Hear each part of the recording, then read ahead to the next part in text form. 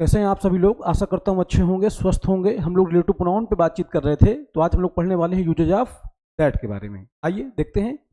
देखिए usage of that. That का use देखिए, मैंने आपको बताया था कि हु का यूज सब्जेक्ट के लिए होता है, हुम का यूज ऑब्जेक्ट के लिए होता है, और हुज देखिए हु, हुम, हुज ये हु के फॉर्म है। हु नॉमिनेटिव केस, हुम ऑब्जेक्टिव केस और हुज पजेसिव केस। ठीक। और हु का यूज होता है किसके लिए? ह्यूमन बीइंग के लिए। ठीक। तो हु, हुम और हुज इनका यूज होता है ह्यूमन बीइंग्स के लिए। विच नॉमिनेटिव केस, विच नाम objective case, of which possessive case, या विच का पजेसिव केस हुज भी होता है। और विच का यूज होता है एनिमल्स के लिए या क्या बोलते हैं नॉन लिविंग थिंग्स के लिए। ठीक है। तो आज अच्छा, दैट एक ऐसा रिलेटिव प्रोनाउन है जो हु के बदले आता है, हुम के बदले आता है और विच के बदले भी आता है, अगर क्लास डिफाइनिंग हो तब। लेकिन अगर दैट जहां आएगा तो उसके दैट के प्लेस पे हम हु, हुम या विच का यूज नहीं कर सकते हैं। दैट जहां आता है वहां सिर्फ दैट आएगा। हु, हुम, विच के बदले दैट आ सकता है डिफाइनिंग क्लास में, पर जहां दैट आता है वहां हु, हुम, विच नहीं आ सकते हैं। तो आइए हम देखते हैं कहां कहां पे हमको दैट का यूज। आइए देखें। देखिए लिखा है यूजेज ऑफ दैट। दैट का प्रयोग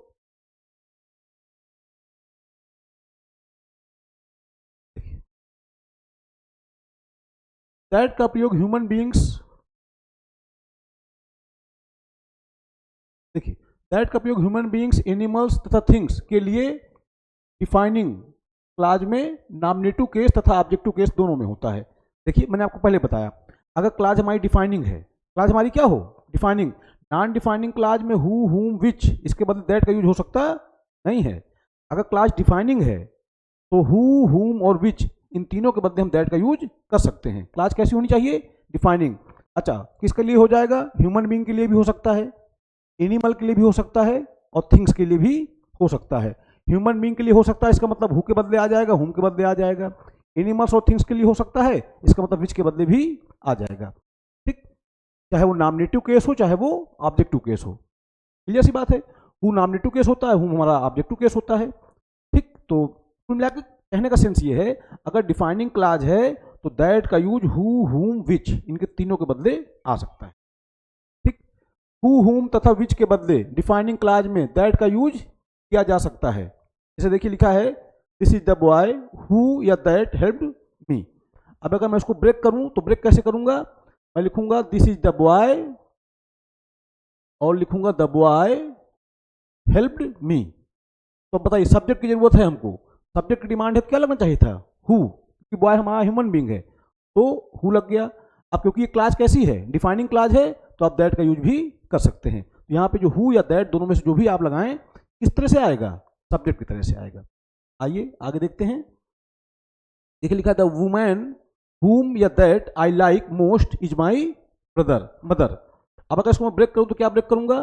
the woman is my brother mother, sorry, the woman is my mother, ये हमारी एक clause. I like the woman, I like the woman most. अब बताइए लाइक का ऑब्जेक्ट है ना, अब ऑब्जेक्ट के लिए क्या लगाते हैं आप? हुम लगाते हैं ह्यूमन बीइंग के लिए, तो आपने हुम लगा दिया। अब क्योंकि ये डिफाइनिंग क्लाज है तो दैट का यूज भी हो सकता है। ठीक। आइए और देखते हैं। देखिए अच्छा एक बात और, ये दिस हमारा सब्जेक्ट है, इज हमारी लिंकिंग वर्ब है, द बॉय हु या दैट जो भी आप लगाएं ये यहां से यहां तक पूरा का पूरा ये हमारा क्या हो जाएगा? ये हो जाएगा नाउन फ्रेज। इस नाउन फ्रेज के अंदर ये आई हुई है एडजेक्टिव क्लाज। ठीक। इसी तरह यहां भी है, देखिए नीचे वाले में द वुमैन हुम या दैट जो भी आप लगाएं, आई लाइक मोस्ट ये यहां तक, ये पूरा का पूरा यहां तक सब्जेक्ट है। ठीक है, इस इज का। और सब्जेक्ट रूप में क्या है? Noun phrase. इस नाउन फ्रेज के अंदर ये आई हुई है एडजेक्टिव क्लाज। ठीक। ये हमारी लिंकिंग वर्ब और माई मदर हमारा नाउन फ्रेज सब्जेक्ट कॉम्प्लीमेंट के रूप। ठीक है। देखिए लिखा है द बुक विच या that you have bought is on the table. अगर मैं इसको ब्रेक करूं तो क्या करूंगा? मैं लिखूंगा the book is on the table, हमारी एक क्लाज। अगली क्लाज हो जाएगी you have bought the book. बताइए सब्जेक्ट है कि ऑब्जेक्ट है? इस बॉट का क्या है? ये ऑब्जेक्ट है। अब बताइए ऑब्जेक्ट अच्छा, बुक क्या है हमारी, नॉन लिविंग है, तो उसके लिए क्या लगा सकते हैं आप, विच, तो आप विच लगा दीजिए, और क्योंकि डिफाइनिंग क्लाज है तो आप दैट का यूज भी कर सकते हैं। ठीक, अब अगर इसको पूरा ओवरऑल देखिए अगर आप, तो द बुक विच या दैट यू बॉट, ये यहां तक पूरा, ये पूरा का पूरा हमारा नाउन फ्रेज है। इसमें मेन वर्ड हमारा क्या है, द बुक। इस नाउन फ्रेज के अंदर ये देखिए आई हुई है कौन सी हमारी, एडजेक्टिव क्लाज। ठीक है, समझ रहे होंगे बात। और आगे देख लेते हैं, देखिए लिखा है that should never be used to introduce a non defining clause. देखिए ये बात जान लीजिए, मैंने आपको हमेशा कहा है हु के बदले, हुम के बदले और विच के बदले दैट आता है किस क्लाज में, डिफाइनिंग क्लाज में। अगर वो क्लाज हमारी नॉन डिफाइनिंग हो तो फिर वहां पे दैट का यूज आप किसी कीमत में कर सकते नहीं है, कर देंगे तो क्या हो जाएगा, रॉन्ग हो जाएगा। आइए बात को देखते हैं। देखिए यही बात इसमें देखिए कही गई है,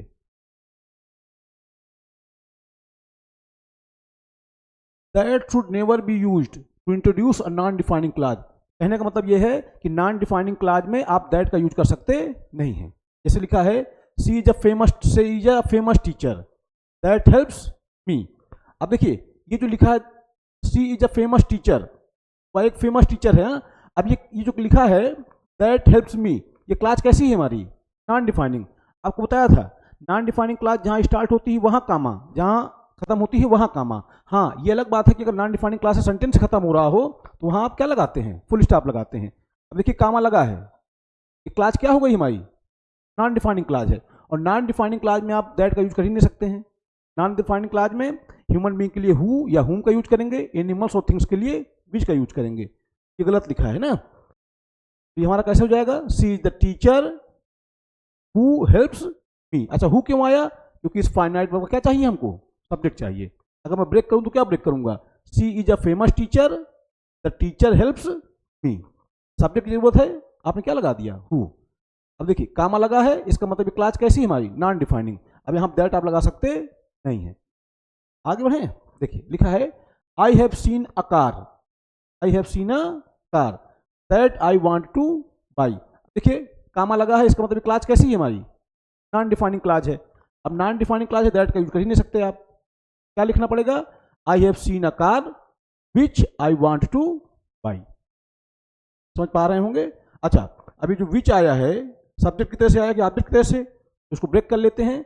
I have seen a car, ठीक है, I want two by the car, इस बाई का ऑब्जेक्ट, यहां विच किस तरह से आया है, ऑब्जेक्ट की तरह से आया है। तो देखते हैं this is Shyam that she likes. अब देखिए ये क्लास कैसी हमारी, नॉन डिफाइनिंग क्लास है, ठीक है, तो यहां पर दैट यूज नहीं हो सकता है। क्या लिखूंगा मैं, this is Shyam whom she likes. अब यहां ऑब्जेक्ट की जरूरत है, कैसे ऑब्जेक्ट की जरूरत है, दिस इज श्याम एक क्लास, सी लाइक्स श्याम, लाइक्स का ऑब्जेक्ट है, इस वजह से क्या लगा दिया आपने, whom। नॉन डिफाइनिंग क्लास है, यहां दैट लगा देंगे तो क्या हो जाना है, रॉन्ग हो जाएगा। आइए देखते हैं,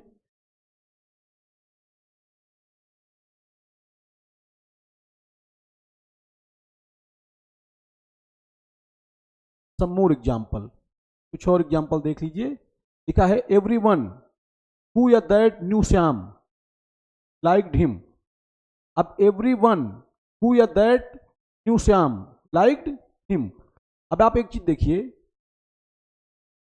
एवरी वन हु या that new Shyam liked him, तो ये अगर इसको ब्रेक करूं तो क्या ब्रेक करूंगा, एवरी वन लाइक्ड हिम, ठीक है, समझ पा रहे हैं। और यहां पे हु या दैट न्यू श्याम, अब देखिए श्याम हमारा ऑब्जेक्ट है, न्यू का क्या चाहिए हमको, सब्जेक्ट चाहिए। न्यू हमारी क्या है, फाइनाइट वर्ब है, क्या चाहिए हमको, सब्जेक्ट। सब्जेक्ट की डिमांड होगी तो क्या लगाएंगे आप, हु लगाएंगे। अच्छा क्योंकि क्लास डिफाइनिंग क्लास है तो इसका मतलब चाहे आप हु लगा दीजिए चाहे आप दैट लगा दीजिए, कोई दिक्कत वाली बात नहीं है। हाँ ध्यान रखिएगा, अगर यही क्लास नॉन डिफाइनिंग होती तो फिर यहाँ पे आप दैट नहीं लगा सकते थे। ये क्लास कैसी है, डिफाइनिंग क्लास है। अभी डिफाइनिंग क्लास क्या होती है, नॉन डिफाइनिंग क्लास क्या होती है, ये सब मैंने आपको ऑलरेडी बता रखा है। ठीक, डिफाइनिंग क्लास का तो बड़ा स्पष्ट है, डिफाइनिंग क्लास जहां स्टार्ट होगी वहां कामा, जहां समाप्त होगी वहां कामा। हाँ ये अलग बात है कि अगर डिफाइनिंग क्लास सेंटेंस समाप्त हो रहा है तो वहां फुल स्टॉप लगाना पड़ेगा फिर आपको। देखिए तो दोज हु या that know me help me, तो दोज हेल्प मी। अब देखिए इस हेल्प का ये फाइनाइट वर्ब है, इसका सब्जेक्ट क्या हो जाएगा? दोज। नो हमारी फाइनाइट वर्ब है, इसका सब्जेक्ट नहीं है, इसका मतलब सब्जेक्ट चाहिए आपको, तो क्या लगा देंगे? हु, क्योंकि ये डिफाइनिंग क्लाज है तो दैट का यूज भी आप कर सकते हैं। तो समझ पा रहे होंगे, यानी कि कहने का सेंस ये है कि दैट एक ऐसा रिलेटिव प्रोनाउन है जिसका यूज हु हुम विच के बदले होता है अगर क्लास डिफाइनिंग हो तब, लेकिन अगर क्लास नॉन डिफाइनिंग है तो वहां पे हु हुम और विच के बदले दैट का यूज कर सकते हैं आप? नहीं है, बिल्कुल मत करिएगा। आइए आगे देखते हैं।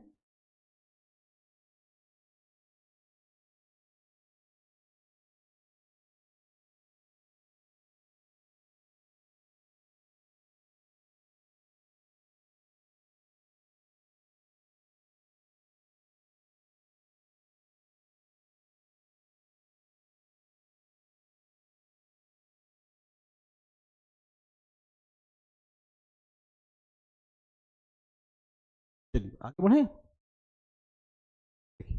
अगली बात कह रहा है आल का प्रयोग यदि ह्यूमन बीइंग के लिए हो तो इसके साथ हु या दैट का प्रयोग किया जाता है। कहने का मतलब आल का यूज अगर किसके लिए हो?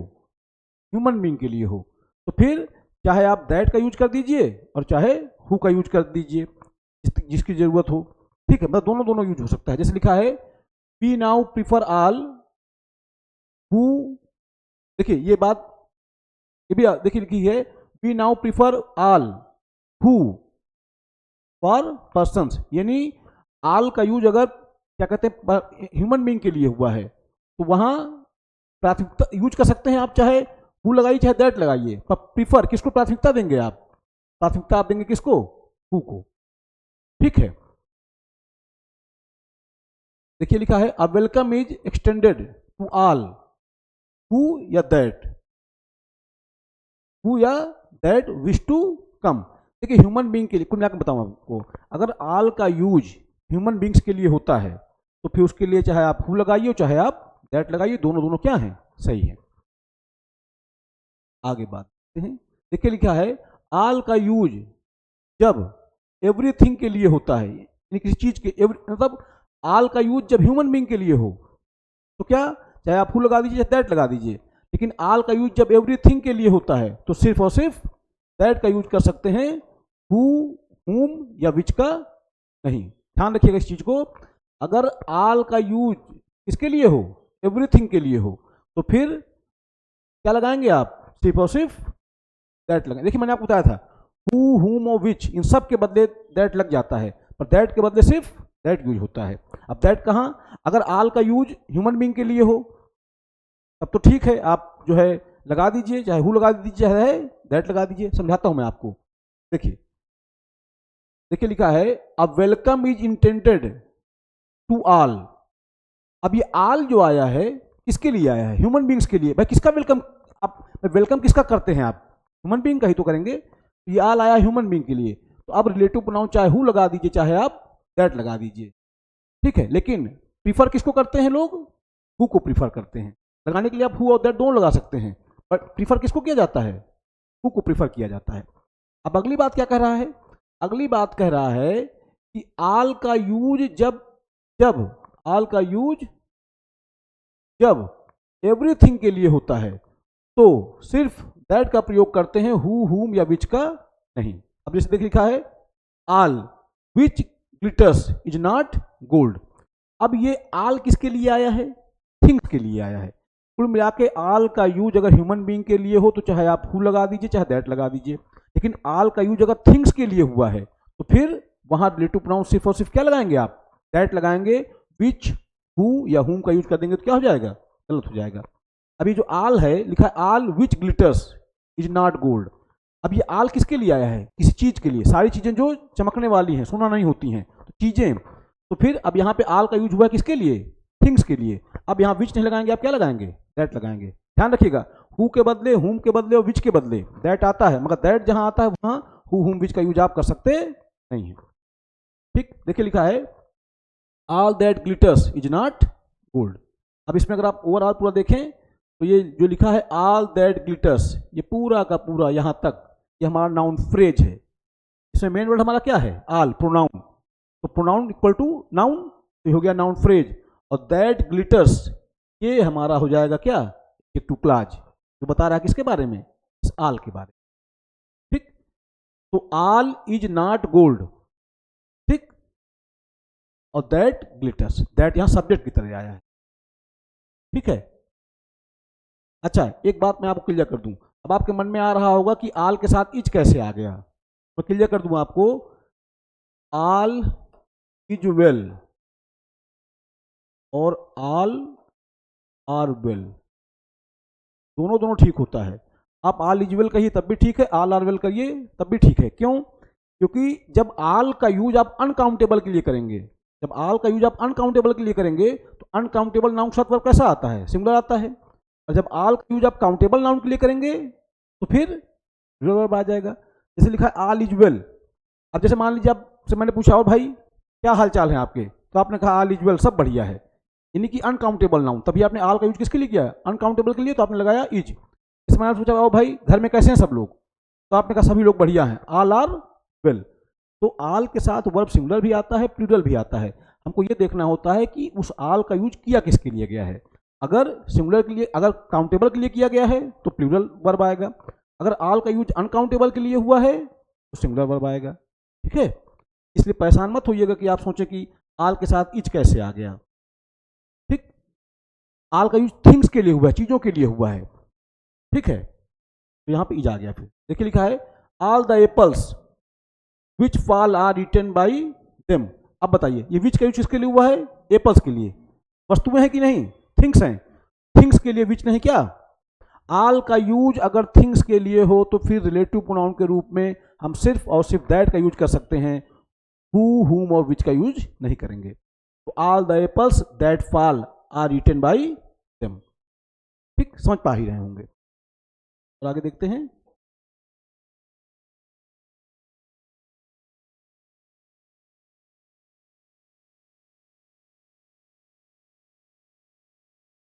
एक बार मैं पूरा रिपीट कर दे रहा हूं पूरी बात जो हमने अभी तक पढ़ी। देखिए हु, हुम, विच के बदले दैट लगाते हैं आप डिफाइनिंग क्लॉज में, हमने पढ़ लिया पीछे भी। लेकिन जहां दैट लगता है वहां और कुछ लगाइएगा मत। अब जैसे आल का यूज ह्यूमन बीइंग के लिए हो तो वहां हु भी लगता है, दैट भी लगता है, पर अभी ज्यादा हम प्रीफर किसको करते हैं, हु को। दैट लगा देंगे गलत नहीं है, बट प्रीफर करना हो तो किसको प्रीफर करिएगा आप, हु को प्रीफर करिएगा। ठीक है, लेकिन अगर आल का यूज थिंग्स के लिए हो, चीजों के लिए हो, तो फिर अब रिलेटिव प्रोनाउन अगर हमको लगाना हो तो हम विच का यूज नहीं कर सकते, क्योंकि थिंग्स के लिए तो विच लगाते हैं आप। अगर आल का यूज थिंग्स के लिए हो तो फिर वहां पे आपको रिलेटिव प्रोनाउन के रूप में किसका यूज करना है, दैट का यूज करना। समझ रहे होंगे बात को। आइए और आगे देखते हैं। देखिए लिखा है द सेम प्लस नाउन, अगर द सेम आ जाए उसके बाद क्या आ जाए, नाउन आ जाए। द सेम प्लस नाउन के बाद सिर्फ दैट का प्रयोग होता है यदि इसके बाद वर्ब स्पष्ट हो। मैं आपको समझा रहा हूं, यदि पहले आने वाली क्लाज में जहां रिलेटिव प्रोनाउन यूज होनी है उसके पहले जो क्लाज आई है उसमें द सेम प्लस नाउन आ जाए तो फिर रिलेटिव प्रोनाउन के रूप में आप किसका यूज करेंगे, दैट का यूज करेंगे। कब, अगर वर्ब स्पष्ट हो। किसका मतलब कह रहा है कि वर्ब अगर दिया गया हो तो। देखिए समझिए कहने का मतलब क्या है। देखिए लिखा है this is the same girl. अब आप बताइए द सेम प्लस नाउन आ गया कि नहीं, this is the same girl who betrayed me. अब आप देखिए ये वर्ब आया है कि नहीं आया है, बिल्कुल आया है भाई। ये हमारी फाइनाइट वर्ब है और ये इसका क्या है, सब्जेक्ट है। कहने का मतलब वर्ब स्पष्ट है, वर्ब आई हुई है, द सेम प्लस नाउन के बाद कोई वर्ब आई हुई है, वर्ब आने का मतलब जाहिर बात कोई क्लास वगैरह आई हो। ठीक, तो फिर ऐसी स्थिति में आप सिर्फ और सिर्फ किसका यूज करेंगे, दैट का यूज करेंगे। तो द सेम के बाद नाउन आ गया, अब आपको रिलेटिव प्रोनाउन लगाना है और वर्ब भी दिया गया है, इसलिए आप किसका यूज करेंगे, दैट का यूज करेंगे, हु का यूज मत करिएगा। तो इसको मैं लिखूंगा this is the same girl that betrayed me. ये देखिए वर्ब स्पष्ट है। आगे बढ़े, this is the same dog. देखिए द सेम प्लस नाउन आ गया। अब ये मत समझिएगा कि विच, डॉग के लिए तो विच आता है, नहीं, the same plus noun, the same plus noun और वर्ब क्या है। देखिए वर्ब स्पष्ट है कि नहीं, इसको अगर ब्रेक करूं तो क्या ब्रेक करूंगा, this is the same dog, the dog barked at her. Subject चाहिए, विच लगाया आपने, लेकिन क्योंकि द सेम प्लस नाउन के बाद अगर वर्ब स्पष्ट है, भाई जाहिर सी बात है सब्जेक्ट है तो उसको वर्ब चाहिए, या फाइनाइट वर्ब तो सब्जेक्ट चाहिए उसको, और वर्ब स्पष्ट है द सेम प्लस नाउन के बाद, तो फिर क्या लगाएंगे आप, सिर्फ और सिर्फ दैट। हाँ, अगर ये वर्ब स्पष्ट ना होती तो फिर ये कहने का मतलब ये वर्ब ना दी गई होती, ये बात ना दी गई होती, ठीक, तो फिर आप विच का यूज कर सकते थे। लेकिन द सेम प्लस नाउन के बाद अगर वर्ब स्पष्ट है, वर्ब लिखी गई है, तो इसका मतलब आप क्या लगाएंगे, सिर्फ दैट लगाएंगे। This is the same dog that barked at her. अगर ब्रेक करूंगा तो क्या ब्रेक करूंगा, this is the same dog the dog barked at her. ठीक, ये वर्ब स्पष्ट है, देखिए वर्ब स्पष्ट है तो क्या लगाएंगे आप, दैट लगाएंगे। अगर वर्ब नहीं स्पष्ट है, तो वर्ब अगर ना दी गई हो, वर्ब को हटा दिया जाए, तो फिर आप लगा दीजिएगा। चलें,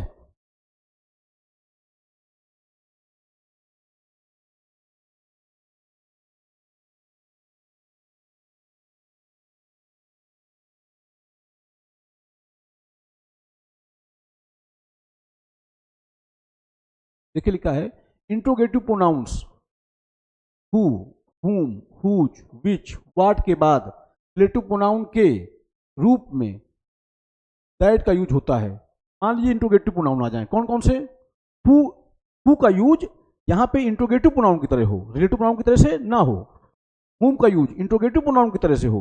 देखिए ये जो हु, हुम है, हुज है, विच है, वाट है, ये इंट्रोगेटिव प्रोनाउन भी होते हैं, रिलेटिव प्रोनाउन भी होते हैं। तो अगर इनका यूज इंट्रोगेटिव प्रोनाउन की तरह हो, देखिए क्या कह रहा है, इंट्रोगेटिव प्रोनाउन हु, हुम, हुज, विच, वाट के बाद रिलेटिव प्रोनाउन के रूप में किसका यूज करिए, दैट का।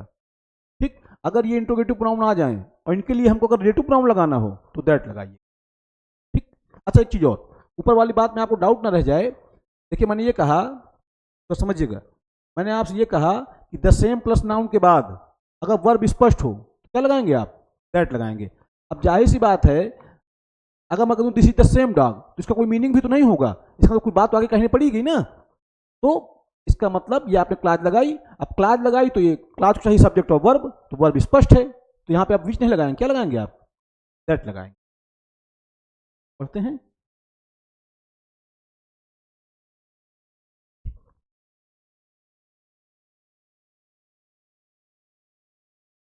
वही बात, अगर हु, हुम, हुज, विच और वाट अगर ये रिलेटिव, अगर ये इंट्रोगेटिव प्रोनाउन के रूप में आए, तो इसके लिए अगर हमको रिलेटिव प्रोनाउन लगाना हो तो क्या लगाइएगा आप, दैट लगाइएगा।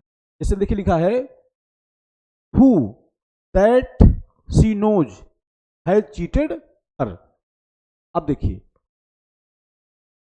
ये जो हु है ये किस तरह से आया है,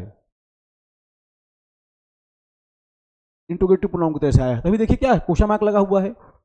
तो अब अगर हु का यूज इंट्रोगेटिव प्रोनाउन की तरह हुआ है और इसके लिए अगर हमको रिलेटिव प्रोनाउन लगाना हो तो क्या लगाएंगे आप, दैट लगाएंगे। तो ये जो लिखा है who that know that she knows, who that she knows, ये पूरा का पूरा हमारा नाउन फ्रेज है। इस नाउन फ्रेज में ये जो आया हुआ है, ये आया हुआ है एडजेक्टिव क्लॉज। अब आपके दिमाग में ये चल रहा होगा कि हु दैट सी नोज ये नाउन फ्रेज कैसे है। अरे भाई इसमें मेन वर्ड क्या है, हु क्या है, प्रोनाउन, इंट्रोगेटिव प्रोनाउन। तो प्रोनाउन फ्रेज का मतलब, प्रोनाउन फ्रेज तो होता नहीं है, प्रोनाउन मतलब का नाउन, प्रोनाउन का मतलब क्या, नाउन, ये हो गया नाउन फ्रेज। इस नाउन फ्रेज के अंदर ये आई हुई है कौन सी क्लॉज, एडजेक्टिव क्लॉज, और इसी का ये है चीटेड वर्ब है। अब ये लिखा who has cheated her, who has cheated her, बताइए तो हु यहाँ इंट्रोगेटिव वर्ड है कि नहीं, इंट्रोगेटिव प्रोनाउन हुआ। अब इंट्रोगेटिव प्रोनाउन के लिए मुझे रिलेटिव प्रोनाउन लगाना पड़ जाए तो मैं क्या लगाऊंगा, दैट। अब यहाँ पे अगर आप हु, हुम, विच कुछ लगाना कोशिश करेंगे तो क्या हो जाना है, गलत हो जाना है। फिर लिखा है what is it that disturb you.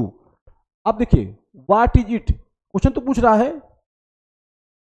अब इसी के लिए अगर हमको रिलेटिव प्रोनाउन लगाना हो तो क्या लगाएंगे आप, दैट लगाएंगे। कुल मिला के सीधी सी बात है, अगर हु, हुम, हुज, व्हाट, इन सब का यूज, ये जितने भी हैं हु, हुम, हुज, विच, वाट, इन सब का यूज अगर इंट्रोगेटिव वर्ड की तरह हो तो फिर आप इसके लिए रिलेटिव प्रोनाउन लगाना होगा तो क्या लगाएंगे आप, दैट लगाएंगे। आगे देखिए लिखा whose is this book that looks beautiful. अब देखिए हुज यहाँ इंट्रोगेटिव प्रोनाउन नहीं तो है, ठीक, अब रिलेटिव प्रोनाउन क्या लगाया आपने, दैट। अगर आप कुछ और लगा देंगे तो क्या हो जाएगा, गलत।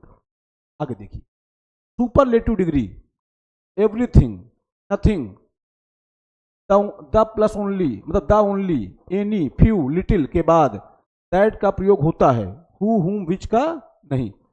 अब देखिए मान लीजिए सुपरलेटिव डिग्री आ जाए एडजेक्टिव की, यानी कि रिलेटिव मतलब जहां आपको रिलेटिव प्रोनाउन लगाना है उसके पहले वाली क्लाज में एडजेक्टिव की सुपरलेटिव डिग्री आ जाए, एवरीथिंग वर्ड का यूज हो जाए, नथिंग का यूज हो जाए, द ओनली का यूज हो जाए, एनी का यूज हो जाए, द ओनली का मतलब सिर्फ ओनली भी हो सकता है, एनी का यूज हो जाए, फ्यू का यूज हो जाए, लिटिल का यूज हो जाए, तो इसके बाद अगर आपको रिलेटिव प्रोनाउन लगाना पड़ेगा तो आप क्या लगाएंगे? दैट का यूज। ठीक, आइए देखते हैं।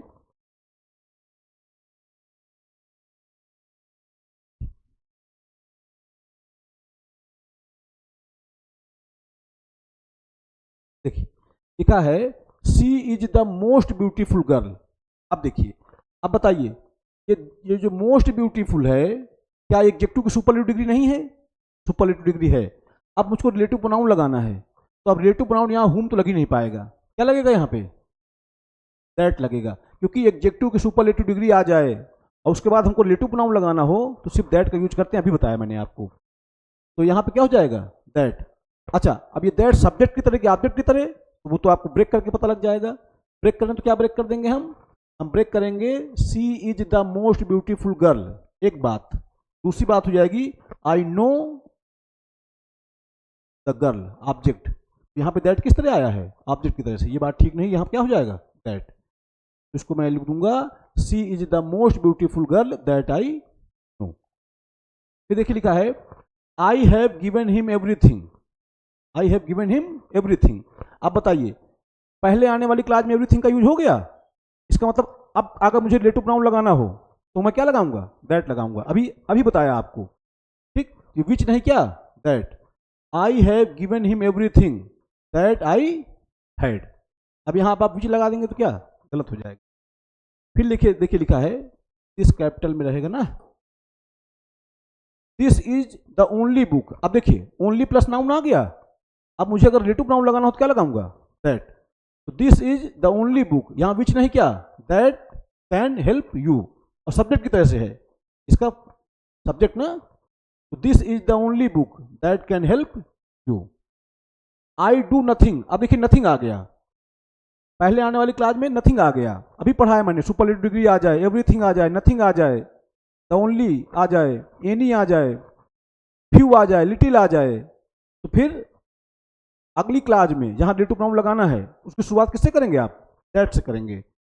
देखिए लिखा है I do nothing which can hurt his sentiments, गलत है, यहां क्या करेंगे आप यहां दैट का यूज करेंगे, सही हो जाएगा, दैट लगा देंगे तो। ठीक है, आगे देखते हैं।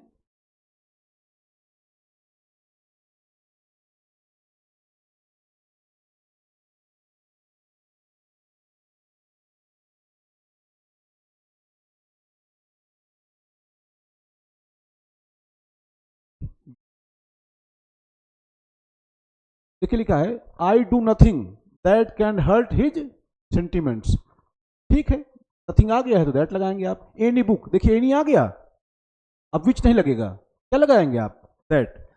कुल मिला के ये आप समझ लीजिए, जहां रिलेटिव प्रोनाउन लगाना है अगर उसके पहले वाली क्लास में ये सारे शब्द आ जाएं, एडजेक्टिव की सुपरलेटिव डिग्री आ जाए, नथिंग आ जाए, एवरीथिंग आ जाए, एनी आ जाए, फ्यू आ जाए, लिटिल आ जाए, तो फिर आगे आने वाली क्लास की शुरुआत किससे करिएगा आप? दैट से। विच से, हु से, हुम से कर देंगे तो गलत हो जाएगा। देखिए अब एनी बुक, एनी आ गया तो आप क्या लगाएंगे? आप दैट लगाएंगे। विच लगा देंगे, क्या हो जाएगा? गलत। Any book that you can give me will help मी।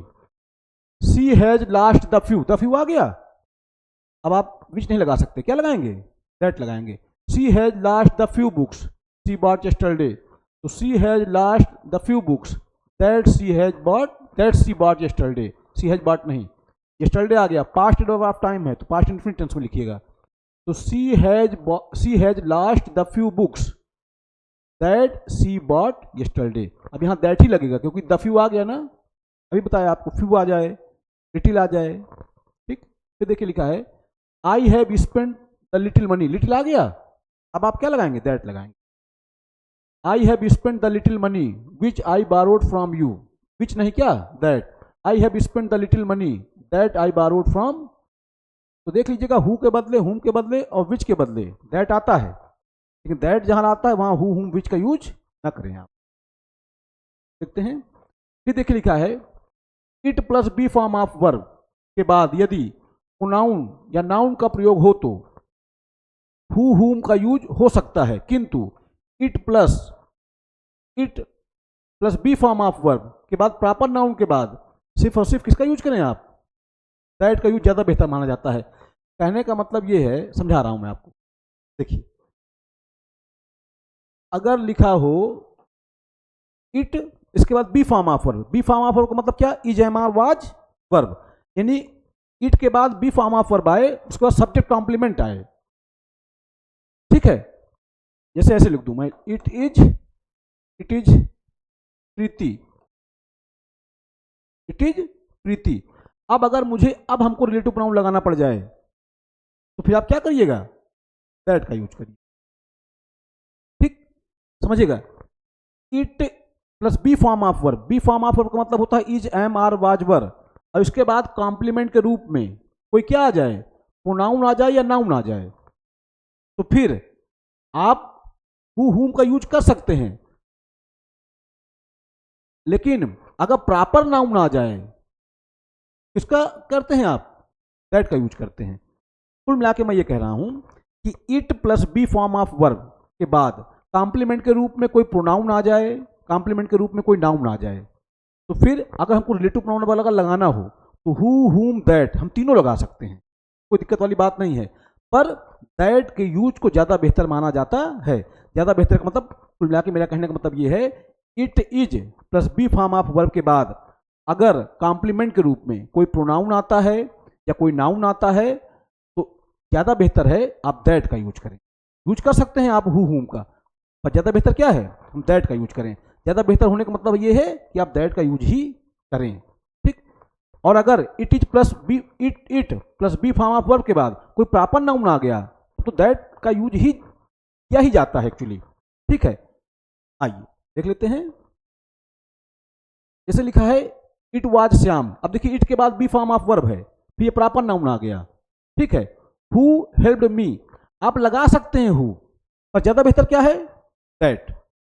यानी it plus be form of verb के बाद कोई नाउन प्रोनाउन आ जाए कॉम्प्लीमेंट के रूप में, और फिर हमको रिलेटिव प्रोनाउन लगाना हो तो आप आवश्यकता अनुसार हु यूज कर सकते हैं, हुम यूज कर सकते हैं, दैट भी यूज कर सकते हैं, पर ज्यादा बेहतर क्या है, दैट।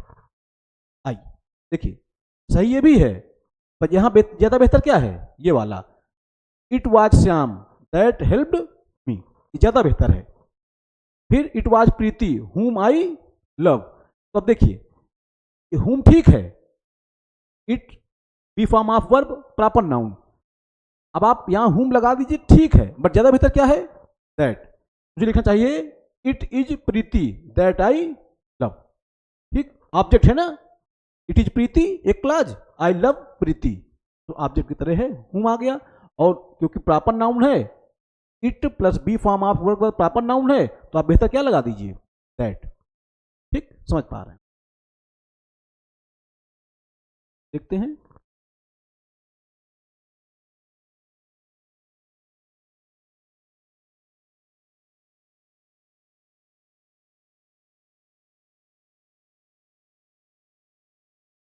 देखिए क्या कह रहा है, it plus be form of verb के बाद यदि प्रॉपर नाउन का यूज ना हो किंतु अन्य प्रकार के नाउन का प्रयोग हो तो दैट का प्रयोग होता है। समझिए मेरी बात को, कह रहा है इट के बाद इट आए, उसके बाद बी फॉर्म ऑफ वर्ब आ जाए, ठीक है, और उसके बाद क्या, कोई प्रॉपर नाउन का यूज ना हो किंतु अन्य प्रकार के प्रोनाउन का यूज हो, किसका करिए आप यूज, दैट का यूज करिए। जैसे लिखा है इट इज द टीचर, अब देखिए इट, अब फिर क्या आ गया, बी फॉर्म ऑफ वर्ब है, और फिर द टीचर, अब टीचर प्रॉपर नाउन तो है नहीं, क्या लगाएं आप, दैट लगा, ठीक।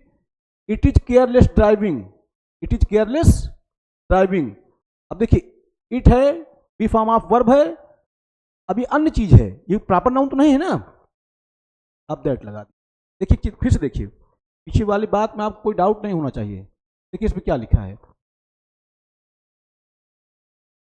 तो देखिए अच्छे समझिएगा, कंफ्यूजन नहीं हो आप कहीं से भी।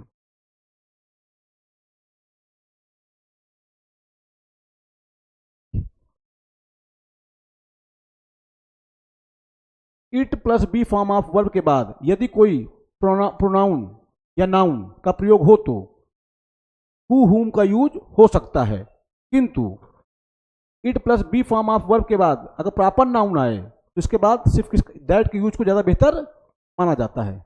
ठीक है, ये मैंने आपको समझाया। अगली बात क्या कह रहा है, देखिए अगली बात कह रहा है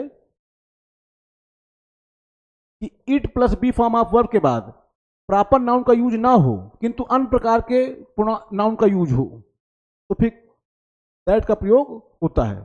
अब बताइए ये द टीचर क्या है, प्रॉपर नाउन है क्या? नहीं है, तो आप रिलेटिव नाउन लगाना क्या लगा दिया दैट। ये केयरलेस ड्राइविंग ये प्रॉपर नाउन तो नहीं है, क्या लगा दिया आपने that. It was tea that I ordered, समझ पा रहे होंगे। आइए फिर देखिए लिखा है it plus be form of verb plus pronoun के साथ हु हुम का यूज होता है किंतु दैट के यूज को बेहतर माना जाता है। मैं आपको फिर क्लियर कर दूं, it is plus be form of it plus be form of verb, इसके बाद कॉम्प्लीमेंट के रूप में कोई नाउन प्रोनाउन आए तो वहां हु हुम दैट तीनों का यूज हो जाता है, तीनों का यूज हो सकता है। ठीक, पर ज्यादा बेहतर किसको मानते हैं आप? दैट को मानते हैं, ध्यान रखिएगा ज्यादा बेहतर क्या है दैट, ये बात ध्यान रखिएगा। आइए देखते हैं। अब देखिए इट इज अभी कोई नाउन है कि नहीं, इट के बाद इज है, बी फॉर्म ऑफ वर्ब है, कोई नाउन है, क्या लगाएं आप? दैट लगा दें। ठीक, फिर अब देखिए अगली बात क्या कह रहा है, कह रहा है it plus be form of verb plus pronoun के साथ हु हुम का यूज होता है किंतु दैट के यूज को बेहतर माना जाता है। वो मैंने आपको पहले भी तो बताया कि it plus be form of verb के बाद कॉम्प्लीमेंट के रूप में कोई नाउन आ जाए या कोई प्रोनाउन आ जाए तो आप हु हुम विच तीनों का यूज कर सकते हैं, मगर सबसे बेहतर क्या माना जाता है दैट। बात इतनी सी है, ध्यान रखिएगा, बाकी और कुछ परेशान होने की जरूरत आपको नहीं है।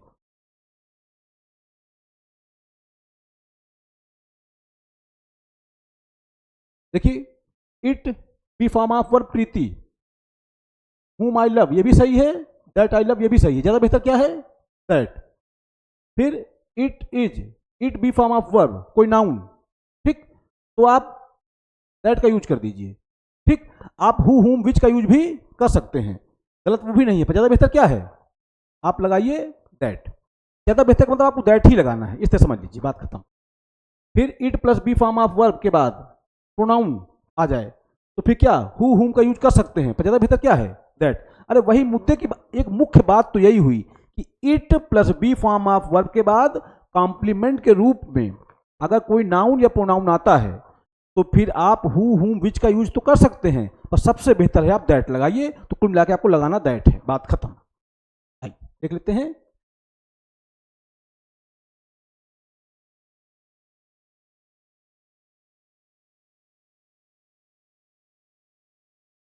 देखिए लिखा है इट वाज सी। अब देखिए इट वाज सी, अच्छा एक बात और मैं क्लियर कर दूं, आप समझिएगा बी फॉर्म ऑफ वर्ब के बाद, बी फॉर्म ऑफ वर्ब के बाद अगर कोई सब्जेक्ट कॉम्प्लीमेंट आया है, अगर कोई सब्जेक्ट कॉम्प्लीमेंट आया है तो बी फॉर्म ऑफ वर्ब के बाद सब्जेक्ट कॉम्प्लीमेंट के रूप में हम नॉमिनेटिव केस का ही नाउन प्रोनाउन लिखते हैं। समझ पाइएगा, ऑब्जेक्टिव केस आप लिख सकते हैं, लेकिन ऑब्जेक्टिव केस तब लिखते हैं जब उसके बाद कोई क्लाज या कोई फ्रेज वगैरह ना आया हो। मैं ऐसे लिखूंगा, अगर मुझे लिखना हो इट इज आई या मी, अब आगे कोई क्लाज आ गई है तो देखिए अब इट इज आई लिखेंगे आप, मी नहीं लिखेंगे। हाँ, अगर ये बात खत्म हो जाए यहीं पे तो मैं लिख सकता हूं इट इज मी, कोई दिक्कत नहीं है। तो कोई क्लाज अगर आगे आई है तो फिर आपको सिर्फ और सिर्फ क्या लिखना पड़ेगा आई। कुल मिलाकर मैं आपको एक बात बताऊं, बी फॉर्म ऑफ वर्ब के बाद सब्जेक्ट कॉम्प्लीमेंट के रूप में नॉमिनेटिव केस के नाउन प्रोनाउन को ही लिखा जाता है, वही ज्यादा उचित होता है, क्योंकि आगे वर्ब आई हुई होती है, आगे क्लाज आई हुई होती है, तो जरूरी है कि नॉमिनेटिव केस ही लिखा जाए, ऑब्जेक्टिव केस का यूज मत करिएगा। यानी बी फॉर्म ऑफ वर्ब के बाद सब्जेक्ट कॉम्प्लीमेंट के रूप में नॉमिनेटिव केस का नाउन प्रोनाउन यूज होता है। अब देखिए इट इज, इट वाज सी, यहां हर नहीं लिख सकते आप, क्यों? क्योंकि ये आई हुई क्लाज, अब क्लाज आई हुई है, इसका मतलब ये है कि यहाँ पे इट हमारे it plus be form of verb, ये हमारा क्या है, सब्जेक्ट कॉम्प्लीमेंट है। तो बी फॉर्म ऑफ वर्ब के बाद सब्जेक्ट कॉम्प्लीमेंट के रूप में नॉमिनेटिव केस का नाउन प्रोनाउन आता है, जान लीजिएगा। हाँ, ये अलग बात है कि अगर ये बात यहीं पे समाप्त हो जाती तो आप लिख सकते थे इट इज हर या इट वाज हर, आगे बात ना होती तो कुछ। लेकिन अगर आगे कोई बात लिखी है, आगे कोई बात लिखी करने का मतलब कोई फ्रेज या क्लाज आया है, तो फिर आपको बी फॉर्म ऑफ वर्ब के बाद सब्जेक्ट कॉम्प्लीमेंट के रूप में नॉमिनेटिव केस का नाउन प्रोनाउन ही लिखना होता है। देखिए वही बात समझिएगा इसको, it plus be form of verb plus pronoun के साथ हु हुम का यूज हो सकता है, पर दैट का यूज ज्यादा बेहतर, मैं अभी बता चुका हूं कई बार पहले भी इसको। देखिए इट वाज सी, अब बताइए प्रोनाउन है कि नहीं, बी फॉर्म ऑफ वर्ब के बाद क्या प्रोनाउन, अब क्या हु आप लगा दीजिए, सही है, पर ज्यादा बेहतर क्या है दैट। इट वाज दे, ठीक, देखिए ये वाज इस इट का सब्जेक्ट है, सॉरी ये वाज का सब्जेक्ट क्या है, इट है, और सी अब्यूज्ड, अब ऑब्जेक्ट चाहिए तो आप क्या लगा दिया हुम।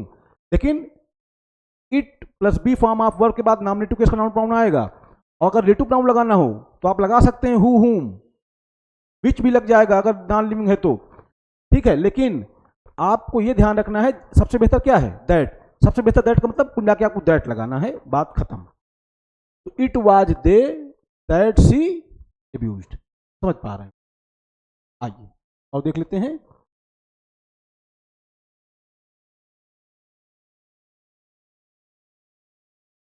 देखिए यदि दो एंटीसीडेंट का यूज कंजंक्शन एंड से जोड़कर करना हो, जिसमें से एक ह्यूमन बीइंग हो तथा दूसरा एनिमल या थिंग हो, तो हम रिलेटिव प्रोनाउन दैट का यूज करते हैं, हु हुम विच का नहीं। ये तो बात एकदम सही है। मान लीजिए एंटीसीडेंट दो हो जाएं, एक ह्यूमन बीइंग हो, एक नॉन लिविंग हो या एनिमल हो। अब इस इन दोनों के लिए अगर हमको कोई एक रिलेटिव प्रोनाउन लगाना हो तो किसको लगाएंगे आप, दैट का यूज करेंगे। क्यों? क्योंकि दैट एक ऐसा रिलेटिव प्रोनाउन है जो हु के बदले भी आता है, हुम के बदले भी आता है और विच के बदले भी आता है। अब उसमें से एक ह्यूमन बीइंग है तो ह्यूमन बीइंग के लिए हु, और एक एनिमल या थिंग है तो उसके लिए विच, अलग अलग हो गए। तो इससे बेहतर यह है कि आप इसका यूज करें। बेहतर क्या मतलब कुल मिला के ये है कि हु की जरूरत भी है, विच की जरूरत भी है, तो इन दोनों जरूरतों कौन पूरी करेगा, दैट पूरी करेगा। तो आप क्या लगा दीजिए, दैट लगा दीजिए, ठीक है।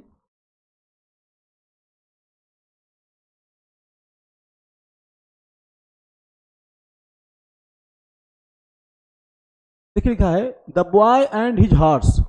अब देखिए boy human being, horse animal. अब यहाँ हुम विच दोनों एक साथ लगाने की जरूरत कैसे लगा सकते हैं आप, क्या लगाइए, सीधे दैट लगाइए। तो the boy and his horse, अब इनके लिए हमको रिलेटिव प्रोनाउन लगाना हो, क्या लगा दीजिए दैट, ठीक। I saw yesterday have been found dead, तो इसको आप लिखिए the boy and his horse that I saw yesterday have been found dead. ये पूरा यहां तक the boy and his horse that I saw yesterday, ये पूरा का पूरा यहां तक नाउन फ्रेज है। इस नाउन फ्रेज के अंदर ये आई हुई है एडजेक्टिव क्लॉज। अभी दैट सब्जेक्ट है कि ऑब्जेक्ट है, अगर हमको ये पता करना हो तो इसको मैं ब्रेक कर लूंगा, तोड़ लूंगा, तोड़ना सिखा दिया है आपको। ये हो जाएगा the boy and his horse have been found dead, एक clause. I saw the boy and his horse, object की तरह आएगा ये, ठीक है। I like everybody and everything, अब everybody, everybody human being, everything क्या चीजों के लिए आया, तो हु कैसे लगा देंगे आप, ये बीच कैसे लगा देंगे। और फिर अभी हमने पीछे पढ़ा कि यदि पहले आने वाली क्लास में एवरीथिंग आ जाए, नथिंग आ जाए, लिटिल आ जाए, फ्यू आ जाए, द सेम प्लस नाउन आ जाए, है ना, द ओनली आ जाए या ओनली आ जाए, तो फिर आने वाली क्लास की शुरुआत किससे करते हैं आप, दैट से। और फिर एक ह्यूमन बीइंग, एक जो है थिंग, क्या लगाइए आप, दैट लगाइए। आई like everybody and everything that is simple. देखिए फिर लिखा है दैट का कोई पॉजेसिव फॉर्म नहीं होता है। देखिए ध्यान रखिएगा, सब्जेक्ट रूप में दैट, ऑब्जेक्ट रूप में दैट, और पॉजेसिव फॉर्म होता है दैट का कुछ नहीं। क्यों? पॉजेसिव फॉर्म दैट का होता ही नहीं है, ध्यान रखिएगा इस चीज को।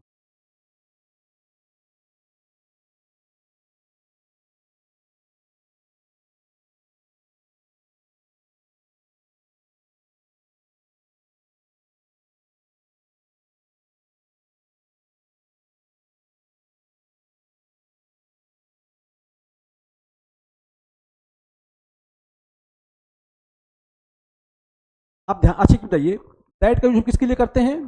दैट का यूज करते हैं ह्यूमन बीइंग के लिए भी, थिंग्स के लिए भी, एनिमल्स के लिए भी। तो दैट का नॉमिनेटिव केस दैट, दैट का ऑब्जेक्टिव केस दैट। अब दैट का पॉजेसिव केस कुछ नहीं होता है। क्यों? क्योंकि दैट का पॉजेसिव केस अगर आपने एनिमल्स के लिए किया है तो आप लगा दीजिए क्या, ऑफ विच लगा दीजिए, या क्या कहते हैं एनिमल्स या थिंग्स के लिए क्या लगा दीजिए, ऑफ विच, और ह्यूमन बीइंग के लिए क्या लगा दीजिए, हुज लगा दीजिए। अच्छा, हुज का यूज, हुज एक ऐसा पॉजेसिव केस है जिसका यूज एनिमल्स और थिंग्स के लिए भी हो जाया करता है। ह्यूमन हुज का यूज पॉजेसिव केस में एनिमल्स के लिए भी होता है, थिंग्स के लिए भी होता है, ह्यूमन बीइंग के लिए भी होता है। अच्छा, हु, हुम और विच के बदले दैट आता है, तो दैट, क्योंकि दैट का सब्जेक्टिव केस दैट, दैट का ऑब्जेक्टिव केस दैट, दैट का पॉजेसिव केस अपना कुछ नहीं होता, नहीं आप लिखते हैं ऑफ दैट, क्योंकि प्रीपोजिशन का ऑब्जेक्ट दैट कभी हो ही नहीं सकता है। प्रीपोजिशन कभी दैट का ऑब्जेक्ट नहीं होता है, ध्यान रखिएगा। अरे हाँ, प्रीपोजिशन दैट का मतलब प्रीपोजिशन का ऑब्जेक्ट दैट नहीं होता है, ये कहने का मतलब है। यानी प्रीपोजिशन कोई आ जाए उसके ऑब्जेक्ट रूप में आप दैट का यूज करिएगा मत, कभी कर देंगे क्या हो जाएगा गलत। नहीं तो आप कह दें कि nominative case that, objective case that और पॉजेसिव केस ऑफ दैट, ये गलत। पॉजेसिव, अगर दैट का यूज आपने नॉमिनेटिव केस में किया है, अगर वो ह्यूमन बीइंग के लिए है तो वहां पॉजेसिव केस में हुज लगा दीजिएगा, अगर थिंग्स के लिए, एनिमल्स के लिए है तो आप विच लगा दीजिएगा, बात खत्म। हाँ, थिंग्स और एनिमल्स के लिए हुज का यूज हो जाता है तो आप हुज भी चाहे लगा सकते हैं, कोई दिक्कत वाली बात नहीं है। देखिए लिखा है दैट के पॉजेसिव केस के रूप में ऑफ विच या हुज का यूज आवश्यकता अनुसार किया जाता है। आवश्यकता अनुसार किया जाता है का मतलब,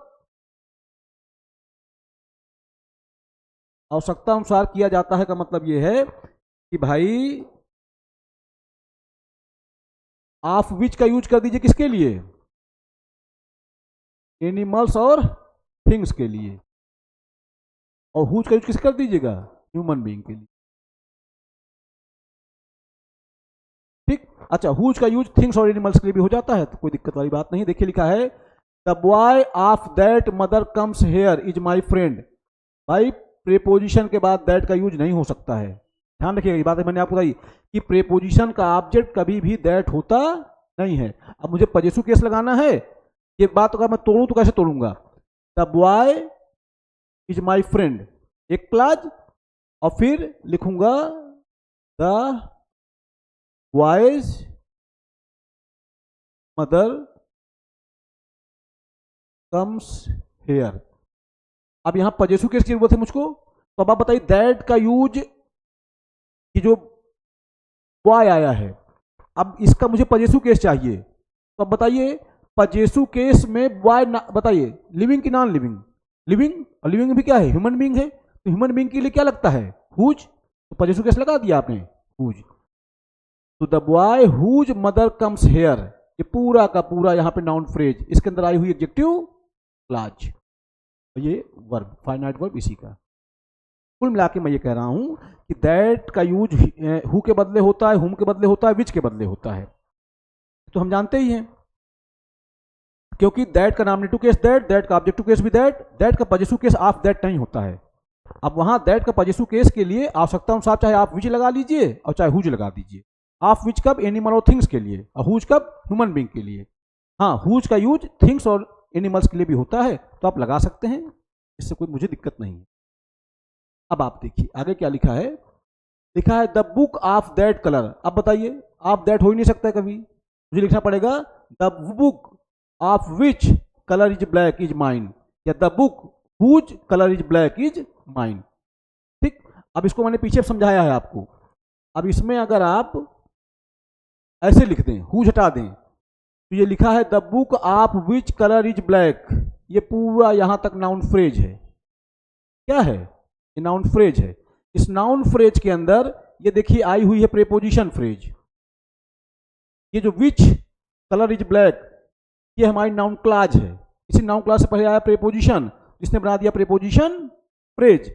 और कोई प्रीपोजिशन फ्रेज या तो एडजेक्टिव काम करता है या तो एडवर्ब काम करता है। तो बता रहा है बुक के बारे में, वो काम कर रहा है एडजेक्टिव का, जब आप ऑफ विच लिख रहे हैं तब। और अगर मैं इस ऑफ विच को ना लगाऊं यहां पे, मैं लगा दूं क्या, हुज। मैंने अभी बताया कि हुज एक ऐसा पॉजेसिव केस है जिसका यूज ह्यूमन बीइंग के लिए भी होता है, एनिमल के लिए भी होता है, थिंग के लिए भी होता है। अब मैं यहां हुज लिख दूं तो मैं लिखूंगा the book whose colour is black, ये पूरा का पूरा हमारा नाउन फ्रेज। अब इसमें जो लिखा है ना हुज कलर इज ब्लैक, ये आई हुई है एग्जेक्टिव क्लॉज। ठीक है, देखिए लिखा है प्रेपोजिशन के बाद दैट का यूज ऑब्जेक्टिव केस के रूप में नहीं किया जा सकता है, किंतु आवश्यकता अनुसार whom या which का यूज किया जाता है। यही बात तुम बता रहा थे इतनी देर से कि प्रेपोजिशन का ऑब्जेक्ट कभी भी दैट होता नहीं है, वहां आवश्यकता अनुसार अगर आपको जरूरत है तो आप which लिख लीजिए और चाहे आप whose लिख लीजिए। ठीक,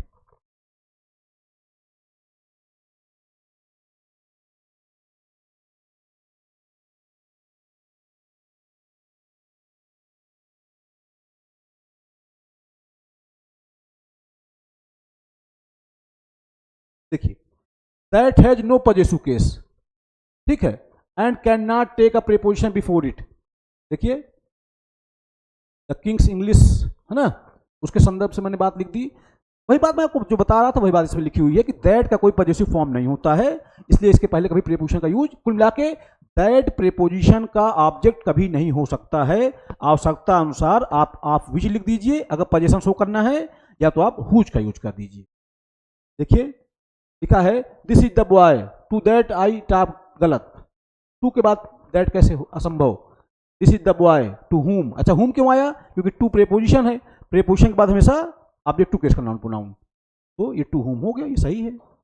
अगर मैं इसको ब्रेक करूं तो ब्रेक करूंगा तो ऐसे ब्रेक कर दूंगा, this is the boy I have talked to the boy, ये प्रीपोजिशन का ऑब्जेक्ट है, उसी बंदे क्या लगा दिया आपने।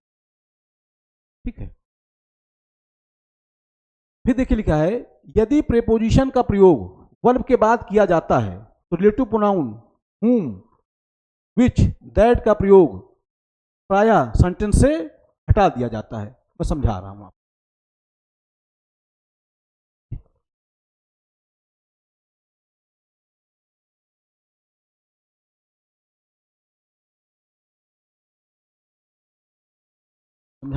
समझा रहा हूं क्या मतलब क्या है, समझिएगा बात। देखिए अंग्रेजी भाषा है, भाषा में लिखने के बहुत सारे तरीके होते हैं। कह रहा है यदि प्रीपोजिशन का प्रयोग वर्ब के बाद किया जाता है, यानी अगर प्रीपोजिशन का यूज कहाँ है, वर्ब के बाद किया जाता है, तो रिलेटिव प्रोनाउन whom, which या that को प्रायः क्या कर देते हैं, आप हटा देते हैं। देखिए जैसे लिखा this is the house in that she lives, पहली बात तो एक चीज, प्रीपोजिशन का ऑब्जेक्ट कभी दैट हो नहीं सकता है, गलत ही लिखा है, ये नहीं सही है।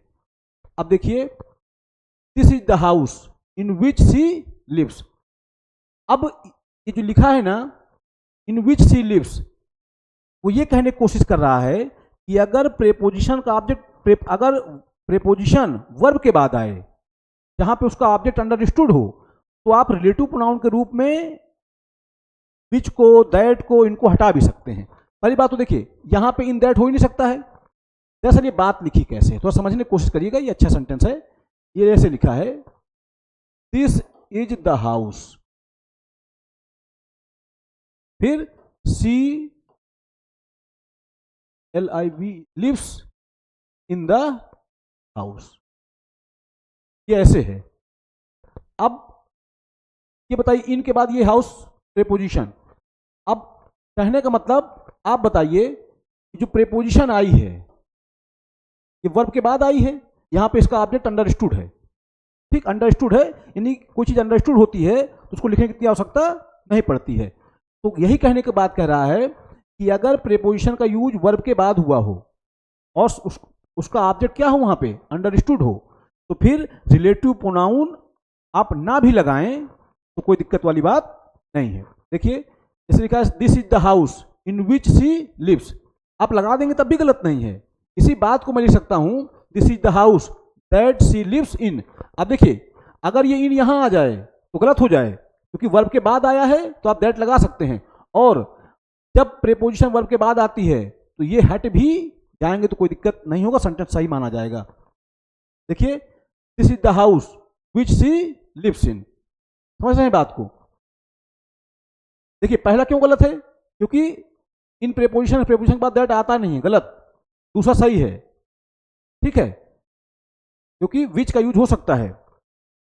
फिर तीसरा देखिए this is the house that she lives in, ठीक है, वर्ब के बाद आया है प्रीपोजिशन, अगर दैट के साथ आता तो नहीं लिख पाते आप, वर्ब के बाद आया है आप लिख दीजिए। This the house which she lives in, आप विच लिख दीजिए, कोई दिक्कत नहीं है। और अब एक चीज बताइए, क्या ये प्रीपोजिशन वर्ब के बाद आया है कि नहीं? तो आप कुल मिलाकर रिलेटिव फॉर्म को हटा ही दीजिए, तब भी कोई दिक्कत वाली बात नहीं है। इसी बात को मैं लिख सकता हूं, this is the house I live in. यानी कुल मिला के आप ये समझ लीजिए कि अगर प्रीपोजिशन का प्रयोग वर्ब के बाद होता है तो वहां पे रिलेटिव प्रोनाउन को अगर आप लिख दें तब भी गलत नहीं है, और ना लिखें तब भी गलत नहीं है, दोनों दोनों सही है। पर ध्यान रखिएगा कि जब लिख रहे हों तो प्रीपोजिशन के ऑब्जेक्ट रूप में दैट मत लगा दीजिएगा, आप विच लगा दीजिएगा, हुम लगा दीजिएगा, पर दैट मत लगाइएगा, ठीक? हाँ, दैट लगाइएगा जब प्रीपोजिशन बाद में अलग से लिखिएगा तब। जैसे ये सेंटेंस देखिए लिखा है, ये देखिए प्रीपोजिशन अलग से है तब दैट लग जाएगा, लेकिन आप अगर ये लिख दें तो ये गलत है, ये वाली बात गलत है, क्योंकि प्रीपोजिशन का ऑब्जेक्ट दैट कभी हो सकता है ही नहीं, ठीक? समझ रहे होंगे बात को। आइए देख लेते हैं।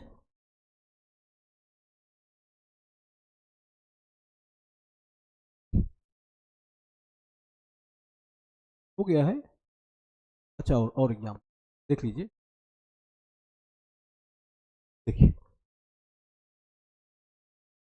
देखिए लिखा है, this is the boy to whom I have talked. अगर मैं इसको ब्रेक करूं तो क्या ब्रेक करूंगा?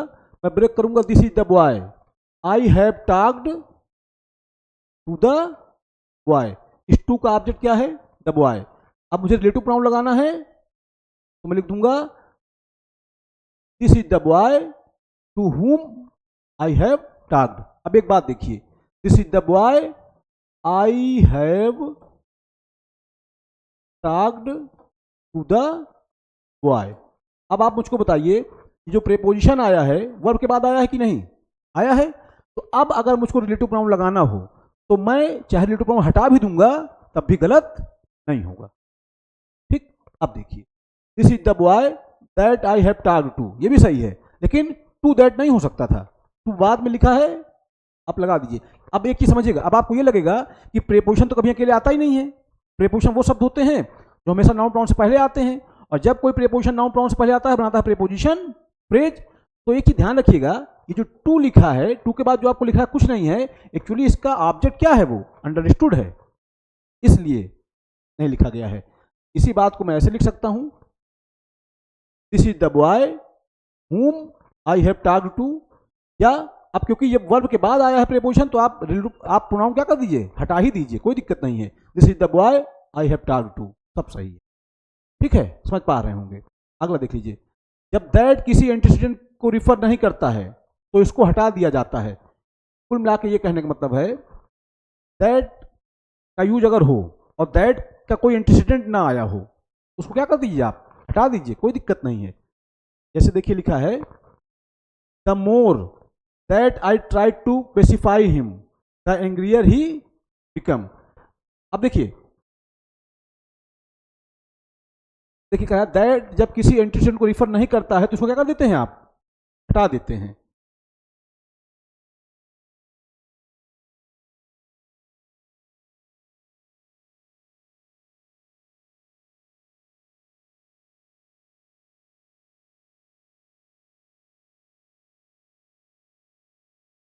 देखिए कुल मिला के इस तरह समझ लीजिए, अगर दैट का कोई एंटीसीडेंट ना हो, देखिए मैं आपको बताऊं, दैट एक ऐसा वर्ड है जनरली जो प्राय करके अगर ना भी लिखा जाए तो दिक्कत वाली बात नहीं है।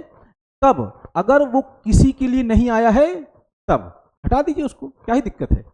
अब इसमें जैसे लिखा है, the more that I tried to pacify him the angrier he became.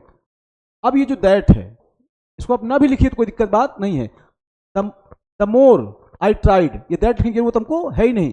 दरअसल ये जो दैट है ये सिर्फ ऐसे ही आ गया है, यहाँ इसका कोई यूज इतना ज़्यादा थोड़ी नहीं है। क्या ये जो दैट है क्या ये मोर के लिए आया है क्या? ना, ये किसी के लिए नहीं आया है। तो आप इस दैट क्या कर सकते हैं? हटा सकते हैं। The sooner that we start, हटा दीजिए that. The sooner we start, the sooner we shall arrive. The further that we went, the further we went the worse the road became. The older that we get, that कोई जरूरत नहीं है। The older we get the wiser we became. कुल मिला के that का अनावश्यक use करने की कोई जरूरत हमको नहीं है। दैट का यूज तभी करिए जब उसके लिए कोई एंटीसीडेंट आया हो। यहाँ इन दैट का कोई एंटीसीडेंट है ही नहीं है, क्यों ही लगाना है इसको? ठीक है, देखिए फिर लिखा है, from all these sentences and from all other of the same type, that should be omitted, that क्या कर दिया जाना चाहिए, हटा देना चाहिए। It does not refer back to anything, ये किसी चीज के बारे में बता रहा नहीं है, कहने मतलब इसका कोई एंटीसीडेंट दिया गया नहीं है। And hence has no place in the syntax of the sentence. कुल मिला के ये समझ लीजिए भैया, अगर दैट का कोई एंटीसीडेंट नहीं है उसको चुपचाप क्या कर दीजिए, आप हटा दीजिए। अब इसमें आप देखिए, क्या जो दैट है ये द मोर के लिए आया है क्या ना, ये तो ऐसे ही देखिए, the more I tried to pacify him the angrier he became, that की आवश्यकता कहाँ है यहाँ बताइए आप, कोई जरूरत नहीं है, हटा दीजिए। दैट का अगर एंटीसीडेंट नहीं दिया है उसको आप हटा के बाहर करिए, बात ही खत्म है। ठीक, तो दैट का यूज खत्म हो गया है। तो अगली क्लास में हम लोग पढ़ेंगे किसका यूज, एज का यूज पढ़ लेंगे। इस तरह रिलेटिव प्रोनाउन हम लोग धीरे धीरे पढ़ रहे हैं। आशा करता हूँ बात समझ में आपको आ रही होगी। पढ़ते रहें, अपने स्वास्थ्य का ध्यान रखें। बहुत बहुत धन्यवाद, बहुत बहुत आभार।